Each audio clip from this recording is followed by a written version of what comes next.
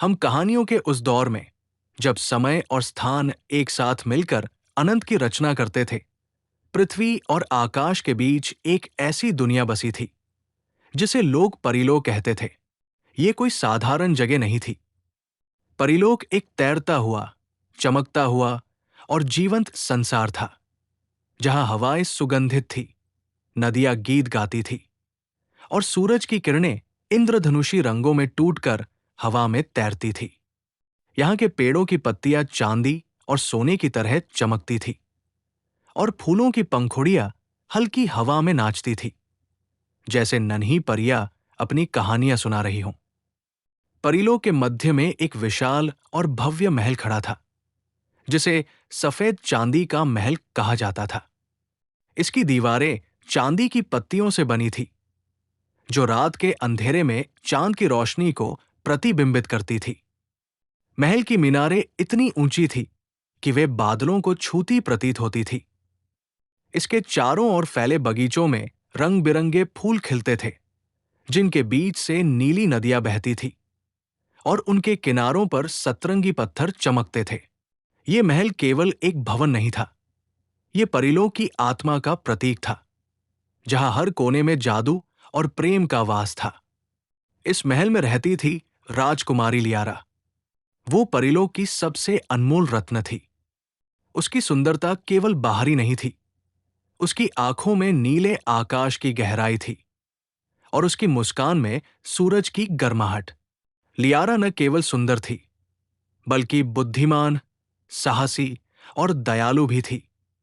उसका हृदय प्रकृति और उसके प्राणियों के लिए धड़कता था।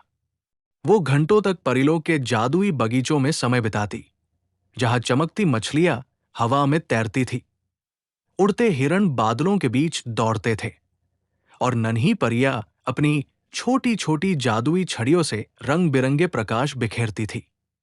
लियारा का बचपन परीलोक के जादुई मैदानों, तैरती नदियों और खिलखिलाते फूलों के बीच बीता। वो सुबह सुबह उठकर बगीचों में चली जाती, जहां वो नन्हे प्राणियों के साथ खेलती। एक बार जब वो एक नीली नदी के किनारे बैठी थी, उसने देखा कि एक छोटी सी चमकती मछली पानी से बाहर उछलकर उसके पास आ गई। उस मछली की आंखों में जादुई चमक थी। लियारा ने उसे प्यार से अपनी हथेली पर उठाया और कहा, तुम इतनी हिम्मत वाली हो, छोटी दोस्त, क्या तुम मुझे अपनी कहानी सुनाओगी? मछली ने अपनी पूंछ हिलाई और उसकी चमक से एक छोटा सा इंद्रधनुष बन गया। उसने लियारा को बताया कि वो नदी की आत्मा की रक्षक है और उसका नाम है सिल्विया। सिल्विया ने लियारा को नदी के गीत सिखाए, जो हवा में तैरते हुए परीलोक के हर कोने में फैल जाते थे। उस दिन से लियारा और सिल्विया गहरी दोस्त बन गई। लियारा का एक और खास दोस्त था, लुमिना, एक नन्ही परी। लुमिना की पंखें नीले और बैंगनी रंगों में चमकती थी और वो अंधेरे में भी रास्ता दिखा सकती थी।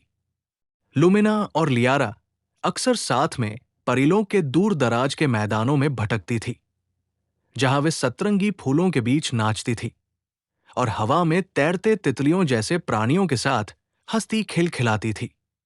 लियारा को प्रकृति से गहरा लगाव था। वो हर सुबह सूरज की पहली किरण के साथ बगीचे में जाती और फूलों से बातें करती। वो पेड़ों की पत्तियों को छूती और उनकी सांसों को महसूस करती। एक बार जब एक पुराना बरगद का पेड़ हवा में कमजोर पड़ने लगा था, लियारा ने अपनी जादुई शक्ति का उपयोग कर उसकी जड़ों में ऊर्जा भरी। उसने अपने हाथों को पेड़ की जड़ों पर रखा और उसकी उंगलियों से नीली रोशनी निकलकर पेड़ में समा गई। कुछ ही पलों में पेड़ की पत्तियां फिर से हरी हो गई और उसने लियारा को धन्यवाद देने के लिए अपनी शाखाएं हिलाईं।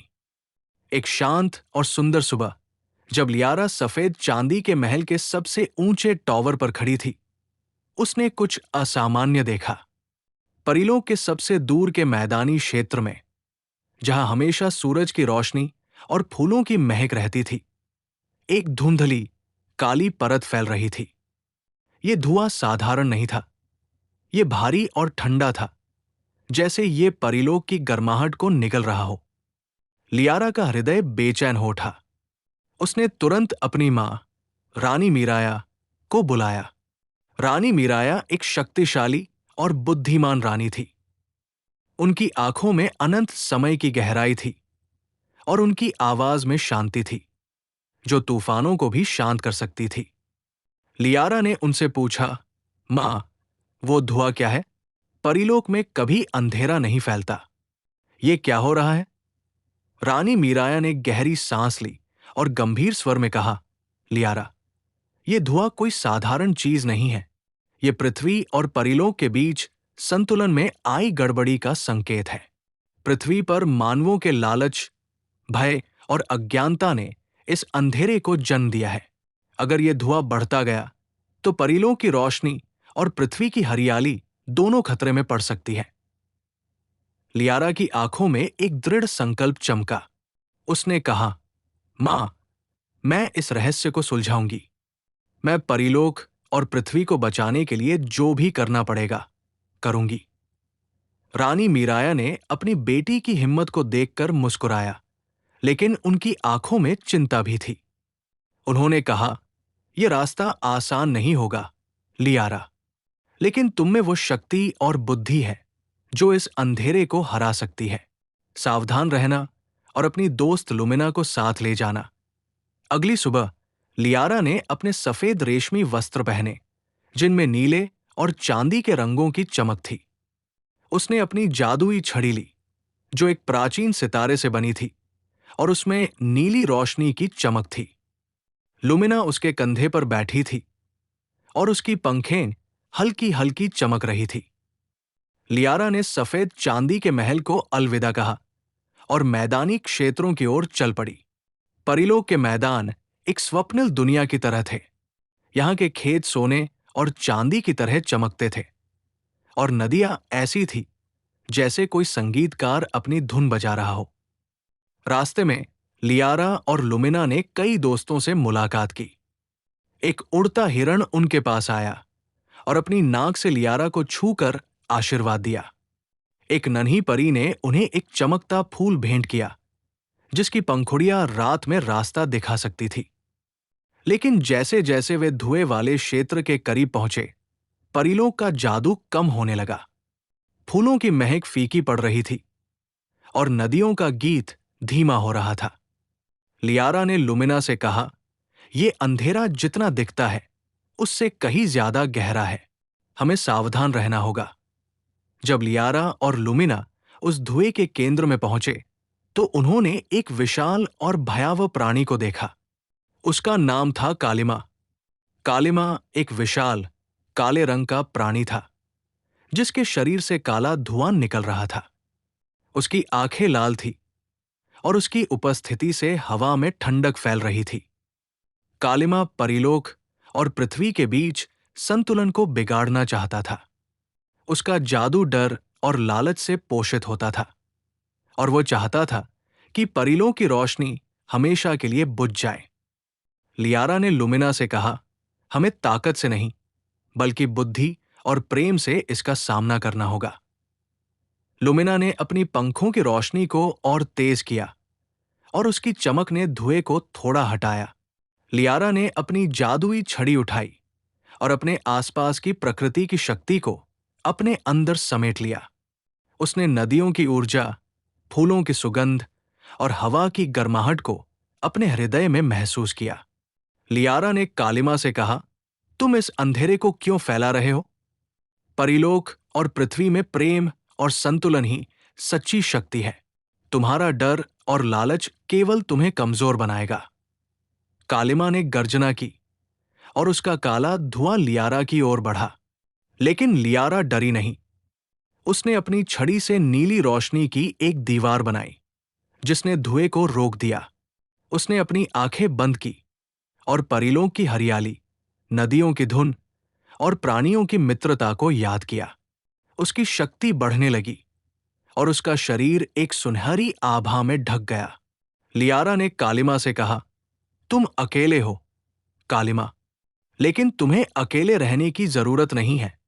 परीलोक में हर प्राणी एक परिवार है।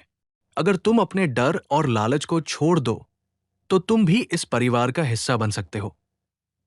कालिमा ने पहली बार किसी के शब्दों में प्रेम और दया सुनी। उसकी लाल आंखें धीरे धीरे शांत होने लगी। उसने अपने धुएं को वापस लिया और उसका काला शरीर धीरे धीरे चमकने लगा। लियारा ने अपनी रोशनी से उसे घेर लिया और कालिमा ने अपनी शक्ति को प्रेम और समझ में बदल दिया। मैदानी क्षेत्रों में फिर से हरियाली लौट आई। नदियां फिर से गाने लगी और फूलों की महक हवा में फैल गई। कालिमा ने लियारा से कहा, मैंने हमेशा अंधेरे को चुना क्योंकि मुझे लगा कि ये मेरी ताकत है, लेकिन तुमने मुझे सिखाया कि सच्ची शक्ति प्रेम और दोस्ती में है। लियारा, लुमिना और कालिमा साथ में सफेद चांदी के महल लौटे। जब वे वहां पहुंचे तो पूरे परीलोक में खुशी का माहौल छा गया। नन्ही परियां नाचने लगी, चमकती मछलियां हवा में उछलने लगी और उड़ते हिरणों ने आकाश में रंग बिरंगे चक्कर काटे। रानी मीराया ने लियारा को गले लगाया और कहा, तुमने न केवल परीलोक को बचाया बल्कि एक अंधेरे दिल को भी रोशनी दी। तुम सच्ची राजकुमारी हो। उस दिन से लियारा को परीलोक की सबसे बहादुर और बुद्धिमान राजकुमारी माना गया। कालिमा अब परीलोक का रक्षक बन गया और लियारा का वफादार दोस्त। परीलोक और पृथ्वी के बीच का संतुलन फिर से स्थापित हो गया। मैदानी क्षेत्र पहले से भी अधिक सुंदर और जीवंत हो गए। लियारा की कहानी परीलोक के हर प्राणी के दिल में बस गई। उसने सिखाया कि साहस और बुद्धि के साथ साथ प्रेम और समझ भी उतनी ही शक्तिशाली होती है। उसकी वीरता और दया की कहानी दूर दूर तक फैली और ये प्रेरणा बन गई कि कोई भी चुनौती असंभव नहीं है अगर हृदय में प्रेम और विश्वास हो। लियारा और लुमिना आज भी परीलोक के मैदानों में घूमती है, नन्हे प्राणियों के साथ खेलती है और उन्हें सिखाती है कि प्रकृति और संतुलन की रक्षा करना सबसे बड़ी जिम्मेदारी है। और इस तरह परीलोक की राजकुमारी न केवल अपने महल की रानी बनी बल्कि हर उस दिल की प्रेरणा बन गई जो प्रेम और समझ की शक्ति में विश्वास करता है। ऐसी ही कहानी सुनने के लिए चैनल सब्सक्राइब करें।